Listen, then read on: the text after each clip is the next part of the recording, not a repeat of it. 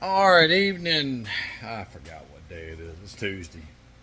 So, yesterday was Monday. Anyway, Jeff from RV Diagnostics. What we got is a hydronic heating system. It don't matter if it's Hydro Hot, Aqua Hot, but the old Hydro Hots had one heck of a radiator cap. All right, let me see here. Get some lights. So I'm going to show you what some people do. They neglect it. There's the old one. If you can see, this one here allows the coolant to come back in. Well, it's all ruffled up. See how it's waved? It's supposed to be nice and flat like that.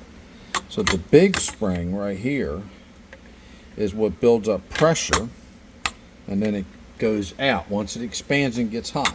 Now when it cools off, this little guy, look, you can barely see. So there's another little spring down in there. But you're looking for cracks here. That's why I had to get a new one. This thing indentated. It's just ugly, folks. So I think this cap was like $160. And it's only 4 PSI. So I think for every PSI, it brings it up 3 degrees. So water boils at 212. So 3 times 4 is 12. You add that, that's 212, 224, plus coolant adds to the boiling point. 50-50 goes in this one. Alright, so that was it. Just a quick little motto. And another kitty cat. Another kitty cat. There's 2 in there right here. They're sleeping or something. Right there.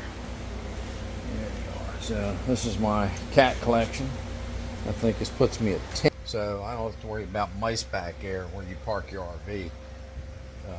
Jumping down, squirrel. I ain't seen a squirrel in 2 years. When I first moved here, woo! And a squirrel now. Them blackbirds, ain't too many of them left. So, there you go. Thank you again, Jeff from RV Diagnostics. Right? Let me know what you think about this. Please, folks, do some preventive maintenance. When you're checking your cooling system, no matter if it's engine, hydronic heating, please let it cool off totally, because pressure builds up and you get scalded. Thank you very much, Jeff from RV Diagnostics. What's the motto? Test, not guess.